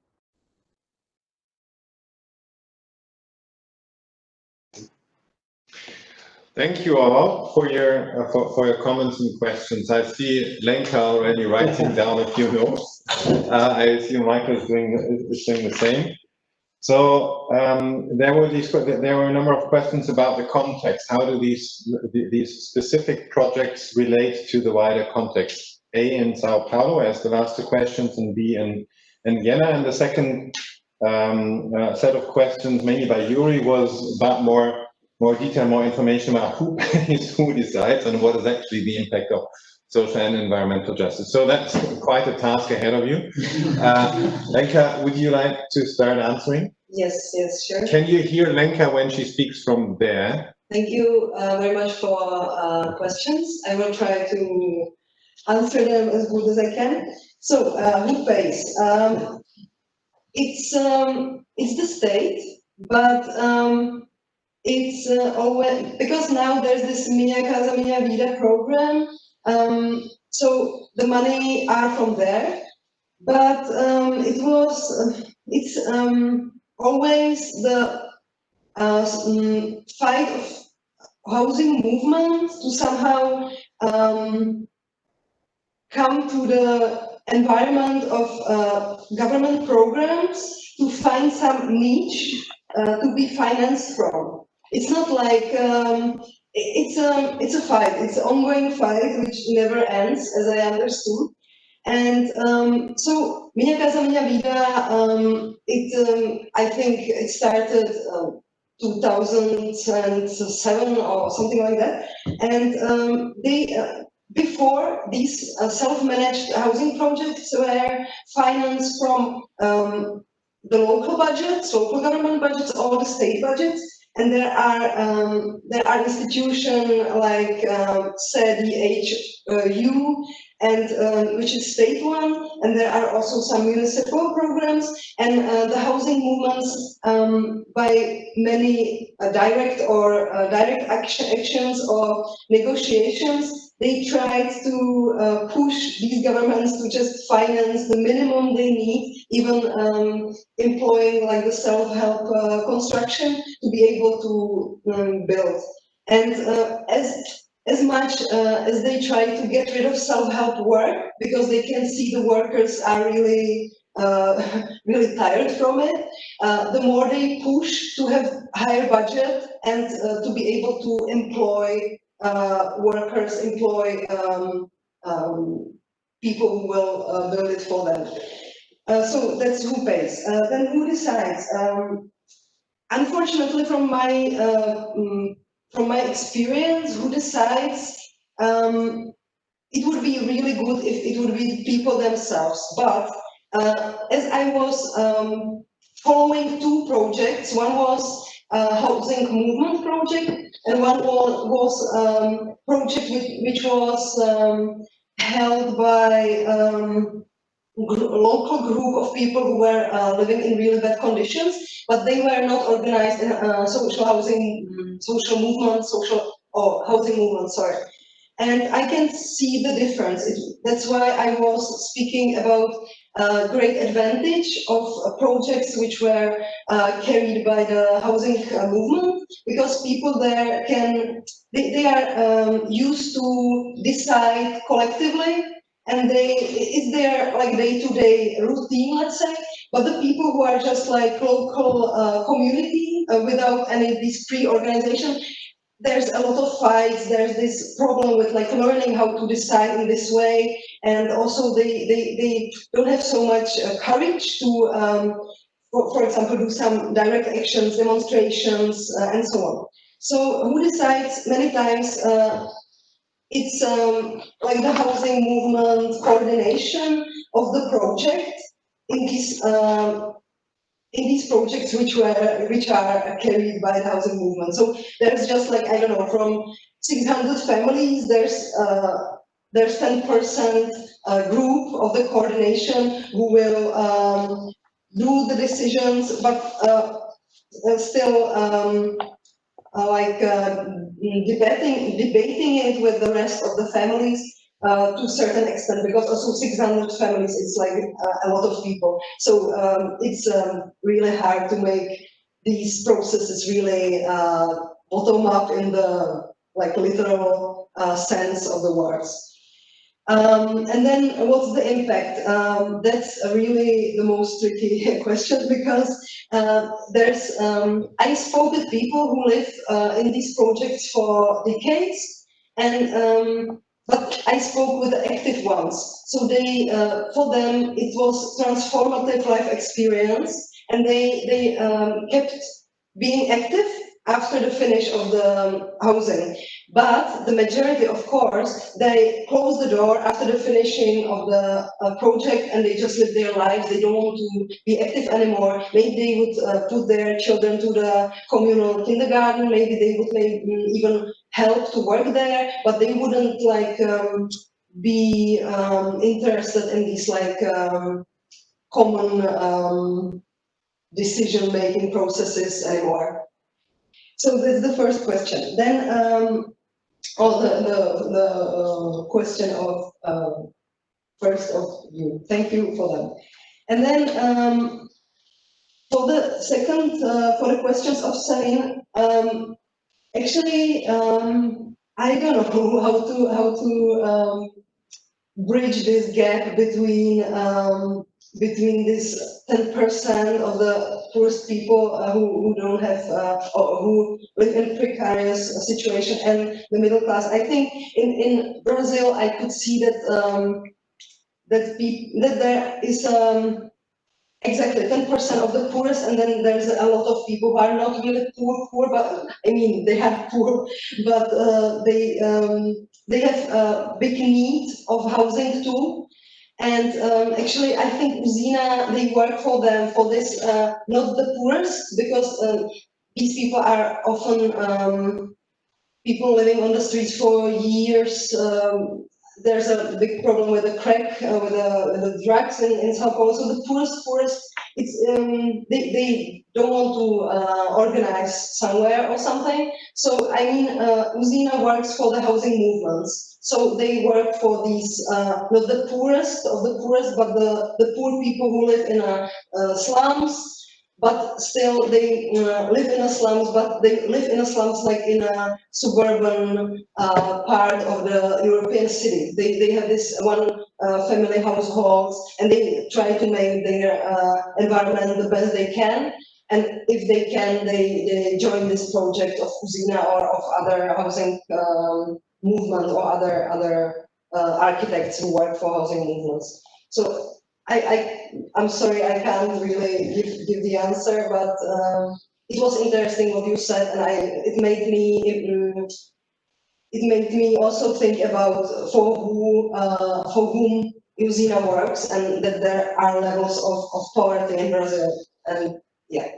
So thank you for that. And then the question of Laura for ZEIS, for the area of like dedicated to social housing. Minha Casa Minha Vida, this official program, use a lot of ZEIS plots. I think Uzina as well, but it's also the ZEIS. Uzina criticized ZEIS because it also places poorer people more to the periphery. It's not solution. It's like there should be some land and urban reform, but there was none. So they just made ZEIS as some kind of substitution, but it's poor substitution, and it's not really working that well. And there's ongoing political struggle to make it more effective. So that's ZEIS. And financialization of housing. That's something I would like to know. Actually, I would like to know better how it functions in Sao Paulo, because there's so many interests and so many really complex mechanisms of money flows and so on, that it's hard to understand. And actually, this is something I would like to understand better than I do. So I will not expand much on it. I'm sorry for that. And Abdul Malik,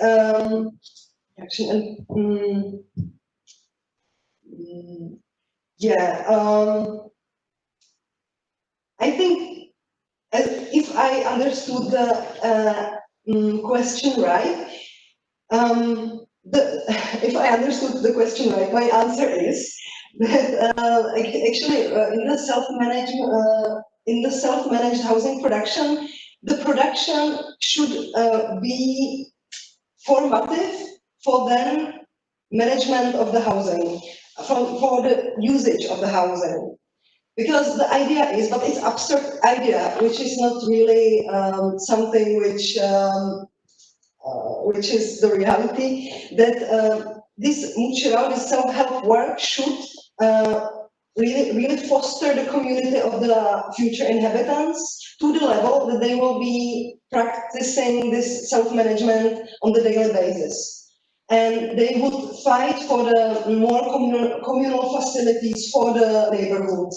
They would even, how I mentioned, the fruit and vegetable market or the communal bakery, they would really build autonomy. And this was idea like in the beginning of 1990s, when there was this Luisa Erungina on the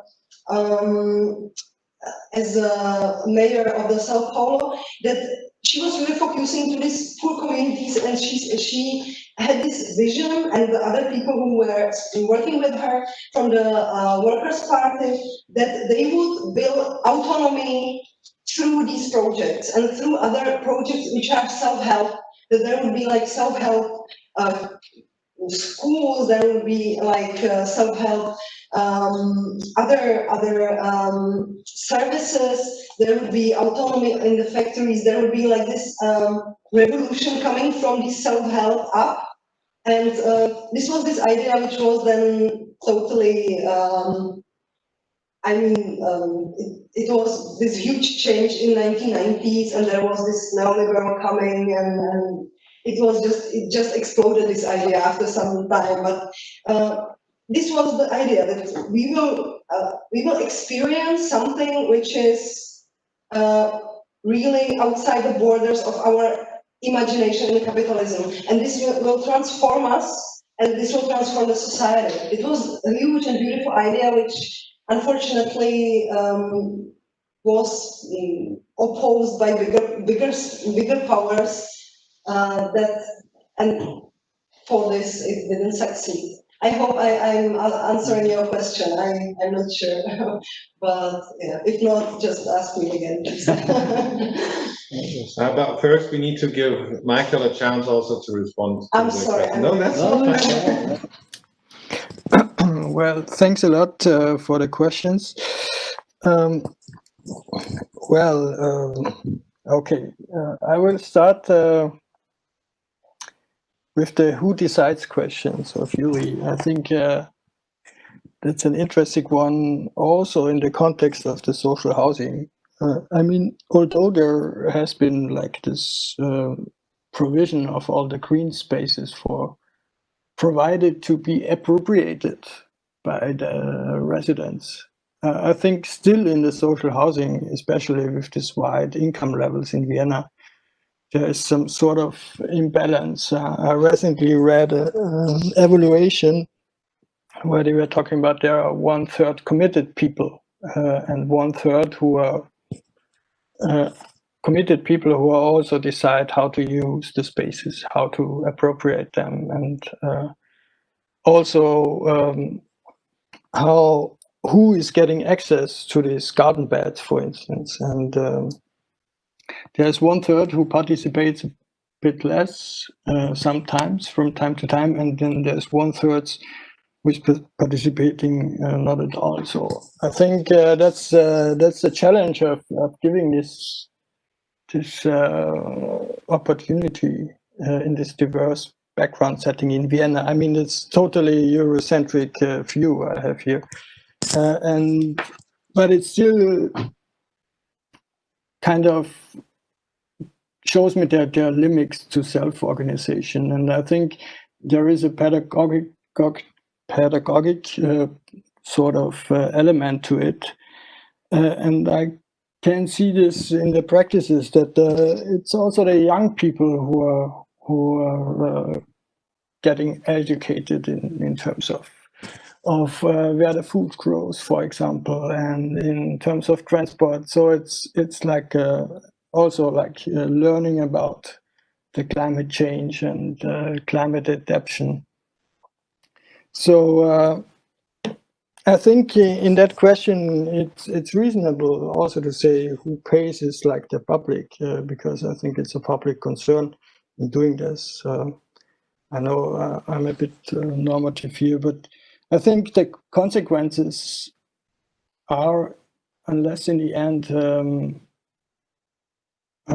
that we forgive, or we cannot see like this divide or this unequalness. That, I mean, the well-educated people in the co-housing project, they already have their minds about how and climate-friendly life should look like, more or less. But it's, I think, more important to work on this with low incomes. But I also see Celine's point in doing that, and it's about prioritizing. And I think it's about probably first giving them decent housing, giving them a stable context where all the other things are possible. But I have clearly say I have no solution to how to improve the situation when a city government is not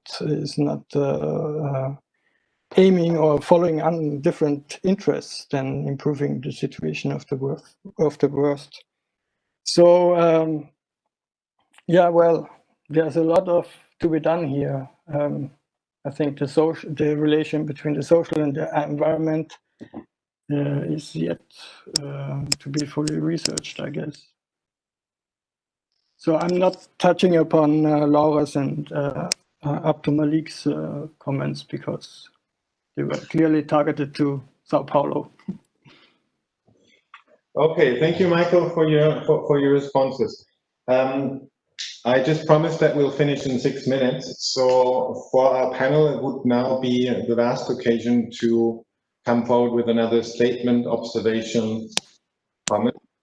Would any one of you have one? And after that, okay, Christoph, you start. Yeah, what I always find intriguing in comparing in the comparison of Central European experiences and, for example, experience from Latin America or East Asia, or even more in sub-Saharan African cities, is that on the one hand, there is what is really intriguing is the point of view from which we are developing our perspective. So, for example, the question of Celine to say, who do you prioritize? So who is on the focus on your policies and your project is of course something we found also as a question in Vienna. This is a real topic of city of Vienna to say, of public authorities to ask the question, who is a priority of social housing policy, for example. But how we are conceptualizing this question is really very much dependent on our positioning. And I found it very interesting to say, okay, if we are defining ourselves as middle-class researchers, and especially as Central European one or European, it is a double perspective defined by a European perspective and a perspective by a middle class. So we are framing it in a certain way where this giving priority is a question of not only looking on issues of need or poverty or I don't know, but also a certain understanding and framing related to household composition and meaning of housing and so on. And this I always find very intriguing, very interesting, because I think we really have to go deeper in this kind of conceptualization of what do we mean if we speak about those projects. So, for example, it could be extremely interesting about whom we are speaking if we speak about housing. Who are these people involved concretely? As Michael, he spoke about high educated people in collaborative housing and so to say more poor people and ethically more diverse people in smart housing, what we call it, smart home. But this is something very interesting. So this kind of conceptualization. Can I just come in and then I look at the WebEx for someone else for the final one or two comments. What I find intriguing, despite these huge differences, I mean, you really can't compare the situations inside. Well, you can, but they're so at the end of the scale. In particular, I live across from one of the projects that Michael was presenting, and it's really, you know, it's cutting edge. It's incredibly expensive, incredibly many resources going into it, etc., etc. But interestingly, both of the presentations looked at processes of the production of housing.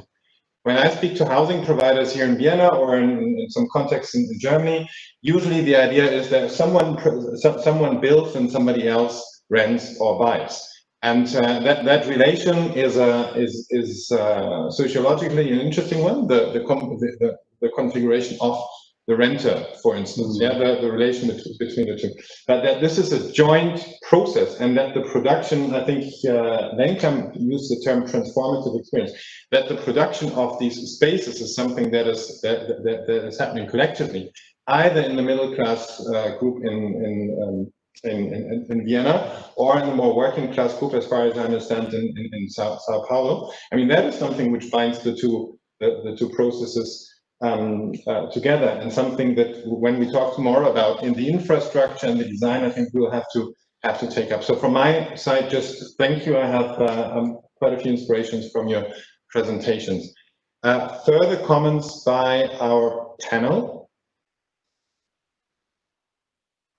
Celine, Laura, Abdulmalik, Yuri, was that something? No? Yes, I had to come in about my comment. It wasn't about making middle class professionals feel guilty about where you are positioned, but I think it's for each of us through our own process of conscientization, of being participating in these kind of conversations, to be allies of the most vulnerable. And what do we have to do? It doesn't matter where we start on the spectrum, whether we start as academics or whether we start with looking at houses in Casa Mia, Casa Vida that cost $25,000. It completely cuts out a whole income group. So I feel we need to be a little more conscious of these nuances. And even if we are studying a particular group, what do we need to do, therefore, to include in our conversations or to include in our analysis or in our perspective? these other groups of people. So cities begin to listen, policymakers listen, academics listen, and our younger generation begin to keep that as their focus. Thank you.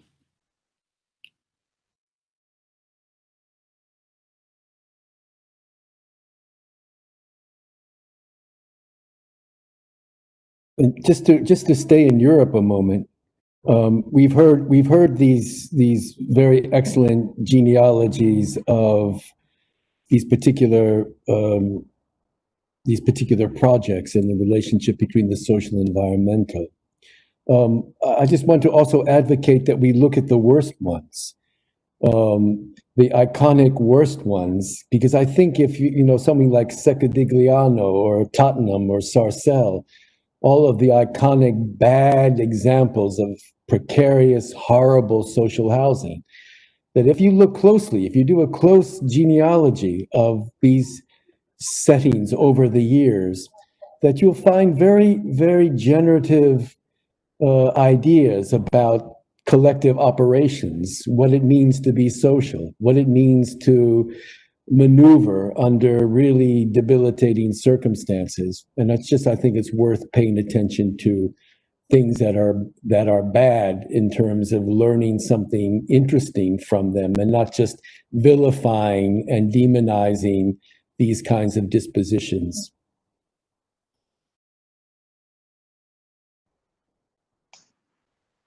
Thank you. I think this was a very helpful, good last comment for us to think about and to consider. Yeah. Now, let me thank you all. We're closing the session for today.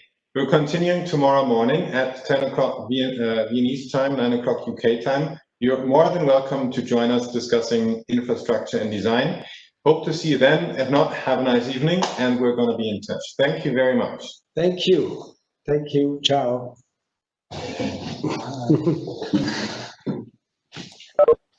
Thanks a lot for a very interesting session. Thank you. Both presenters. Thank you, everybody. Ciao. Thank you, everyone. Thanks. Bye. Bye-bye.